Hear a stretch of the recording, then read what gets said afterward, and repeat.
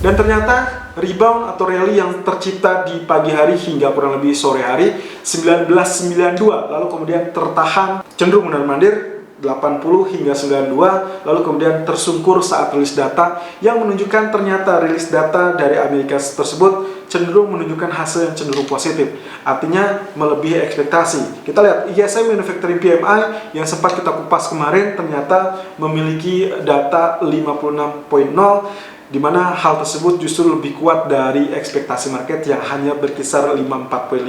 Sementara dari sektor swastanya sendiri atau survei swastanya sendiri, market manufacturing PMI menunjukkan data 53.1, sementara dari ekspektasinya adalah 53.6. Artinya cenderung mix ya, dari outlook dari market cenderung menunjukkan pelemahan, tapi outlook dari official justru menunjukkan potensi penguatan. Nah, tapi untuk hari ini kita akan melihat potensi pergerakan tersebut akan dipengaruhi setidaknya dengan data ADP Employment Change. Ingat, 2 hari ke depan kita akan menghadapi data non-farm payroll, yang artinya kemungkinan potensinya akan dilirik dari data ISM Manufacture, kemudian juga ADP Employment Change, kemudian nanti esok kurang lebih unemployment claim atau weekly jobless claim, dan selanjutnya adalah tentang unemployment rate yang bertepatan dengan rilis data non-farm payroll. Tapi kurang lebih kalau kita lihat ya, ADP Employment Change kali ini surveinya menunjukkan akan terjadi penguatan di angka 950.000, which is good karena periode sebelumnya berada di area 167.000. Jadi akan ada peningkatan kurang lebih. Nah, otomatis rumor ini akan dikalkulasikan oleh market terhadap pergerakan harga. Dan artinya penguatan dolar yang terjadi kurang lebih dengan rebound yang terjadi itu adalah faktor teknikal yang juga didukung dengan rumor. Ingat bahwa ekspektasi bisa saja menjadi rumor terlebih dahulu sebelum akhirnya nanti akan dieksekusi sebagai data aktual. So, kalau seperti ini, skenario yang paling bagus adalah di sesi Asia sampai menjelang rilis data, Anda harus perhatikan beberapa areal yang mungkin saja akan menjadi tekanan. Seperti yang sempat saya share tadi pagi, kurang lebih ada short term reaction yang kemungkinan menunjukkan polanya adalah kenaikan hanya untuk terjadi tekanan. Artinya, saya menemukan pola head and shoulder secara ringkas di grafik H1, lalu kemudian dia mengalami penurunan. Nah, kali ini kita akan lihat potensinya apakah masih layak untuk diikuti, ataukah memang harus di switch strategi kita. Apakah masih tetap berlaku strategi yang tadi pagi, atau kita akan switch untuk potensi-potensi berikutnya. Ingat bahwa apa yang kita analisakan ini berdasarkan teknikal, kita bandingkan dengan faktor rumor yang terjadi atau ekspektasi yang terjadi. Tapi selanjutnya di pertengahan malam saya sarankan Anda untuk berhati-hati, at least di jam 7.15 rilis data ADP, Anda sebaiknya 30 menit menjelang itu sudah clear posisi, lalu kemudian Anda perhatikan pergerakan market selanjutnya, karena kemungkinan market discountnya kalau sudah bergerak terlebih dulu, tekanan sudah terlebih dulu, barulah nantinya aksinya adalah cenderung vice versa atau kebalikan. Tapi kita lihat teknikalnya akan seperti apa. Technical view 2 September 2020. Irfan untuk Agrodana. Oke, sebelum kita melanjutkan ke grafik gold, kita akan melihat terlebih dahulu outlook dari US dollar pergerakan untuk hari ini. Kurang lebih ini masih dalam zona wave kelima yang sudah terjadi dan sudah terkonfirmasi, tapi harap berhati-hati karena untuk hari ini sendiri dia kecenderungannya saya mendapati pola yang kecenderungan akan terjadi pembalikan. Tapi lebih kepada ini adalah konsolidasi sebelum melanjutkan penurunan selanjutnya.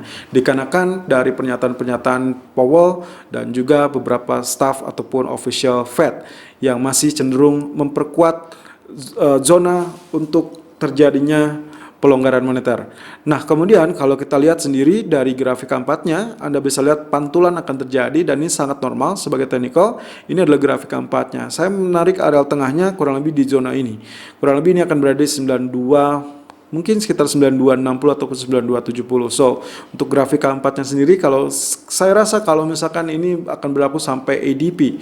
Jadi ada pantulan. Artinya saat terjadi pantulan ini atau dia cenderung rebound sampai 92.60 untuk indeks dolar, maka itu kesempatannya untuk gold akan tertekan terlebih dahulu. Lalu kemudian nanti ADP Anda perhatikan apakah dia masih berhasil untuk menembus area 93 atau justru dia kembali tertekan. Kalau ini terjadi tekanan, maka kemungkinan potensi disitulah Anda harus switch posisi Anda, switch strategi Anda untuk kemudian buy gold. Kita akan lihat potensi gold pergerakan selanjutnya akan seperti apa.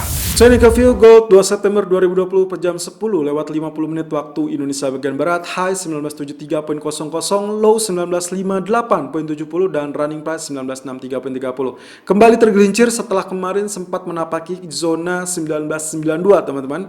Dan kalau Anda lihat di sini pola candle yang terbentuk justru membentuk jarum yang menghujam ke bumi, dan itu lebih kepada bentuknya lebih mirip dengan shooting star.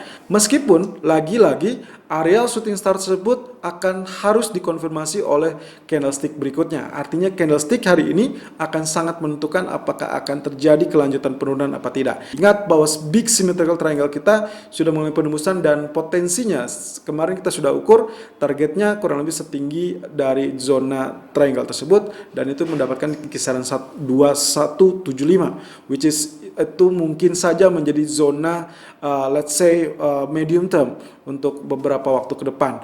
Artinya kita akan mendapatkan mungkin saja lebih dari areal all time high yang pernah tercipta di 2075.